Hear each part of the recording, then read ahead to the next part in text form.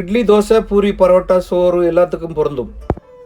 வணக்கம், இது ரத்னம் கிச்சன். நான் உங்கள் கரண். இன்றைக்கு ஒரு அசத்தலான நாட்டுக்கோழி குருமா செய்ய போகிறேன்.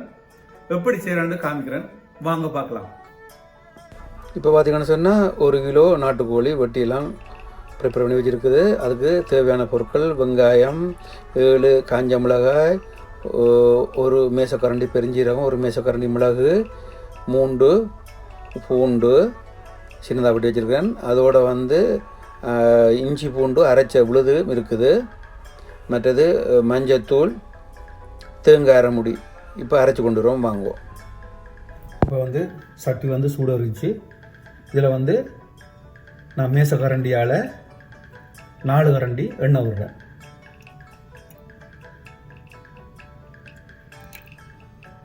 இப்போ இதில் 5 ஏலக்காய், ஒரு கருவேப்பட்டை முழுசாக இருக்குது பாருங்க, 3 கிராம்பு, ஒரு நட்சத்திரப்பூ. இதை போடுவோம். முதல்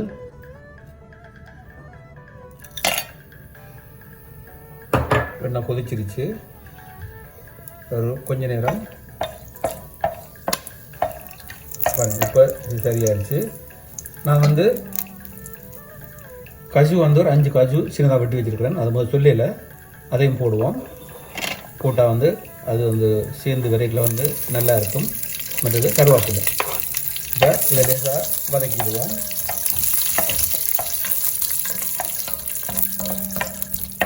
வதக்கியாச்சு. இப்போ பாருங்க, இதில் 3 பச்சை மிளகாய், 2 வெங்காயம், இதையும் போடுவோம். இங்கே பெரிய வெங்காயம் தான் கிடைக்கும், சின்ன வெங்காயம் கிடைக்காது. இருக்கிறத வச்சு செய்கிறது தானே. சின்ன வெங்காயம் இருந்தால் சின்ன வெங்காயம் நீங்கள் போடுங்க, நல்லா இருக்கும். இதை வடிவாக கிளறி போட்டு இப்போ தேவையான உப்பு போடுவோமா. இப்போ இவ்வளோ சேர்த்து வதக்குவோம். ஒரு பாதி பொன்னிறமாக வந்துச்சுன்னு சொன்னால் அப்புறம் கோழியை போடுவோம். இப்போ பார்த்தீங்கன்னு சொன்னால் இந்த பொன்னிறமாக வந்துடுச்சு. இப்போ நான் இஞ்சி பூண்டு அரைச்சி வச்சுருக்கேன். பெரிய மேச கரண்டியால் 2 கரண்டி இஞ்சி பூண்டு போடுவோம். அதையும் போட்டு, ஏன்னா அந்த பச்சை வாடை போகணும், அதை வடிவாக கிளறி விடுவோம். இப்போ கோழியை போடுவோம். இது நாட்டுக்கோழின்றதுனால கொஞ்சம் வேகிறதுக்கு நேரம் எடுக்கும். அதனால் இது எப்படி நல்ல வடிவாக கிளறி போட்டு மூடி விடுங்க. ஒரு 5 நிமிஷத்துக்கு ஒருக்கா திறந்து கிளறி விடணும். இப்போ மூடி விடுவோமா. மூடி போட்டு இப்போ 5 நிமிஷம் 2 நேரம் திறந்து கிளறி விட்டுனான். ஏன்னா கீழே அடிப்பிடிக்க நம்ம பார்க்கணும் இல்லை, அதனால் தண்ணி ஒன்றும் முடியலை. அந்த கோழியோட தண்ணியிலேயே வெந்துருச்சு. இப்போ இது முக்கால்வாசி வெந்துருச்சு. முக்கால்வாசி ஏன்னா நாட்டுக்கோழினால கொஞ்சம் நல்லா வேகப்படணும். இப்போ இந்த அரைச்சி வச்ச குருமாவை உள்ளே போடுவோம், விடுவோமா. பார்த்தீங்கன்னு சொன்னால் இதை விட்டுட்டு இதை கடைசியாக கொஞ்சம் தண்ணி விட்டு கலக்குவோம். இதை வடிவாமல் கலந்துடுவோம். சூடை ஆக கூட்டி வைக்காமல் ஒரு மிதமான சூட்டில். இப்போ இது எங்கூட 6, நான் 3ல் விட்டு இதை மெதுவாக வேக வைக்கணும். நான் இது கொஞ்சம் தண்ணி விட்டு, இப்போ தண்ணி கொஞ்சம் கூட விட்டு, அப்போ தான் இந்த இறைச்சியும் வெந்து வரும். இந்த மாதிரி விட்டு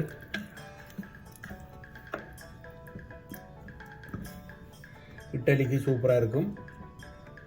ஒரு 10 நிமிஷம் மிதமான சூட்டில் வேகட்டுமா. பார்த்தீங்கன்னா இப்போ 10 நிமிஷம் ஆச்சு.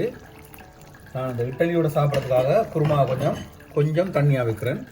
நீங்கள் கொஞ்சம் இறுக்கமாக வைக்கணும்னு சொன்னால் கொஞ்சம் தண்ணியை குறைச்சி கொடுங்க.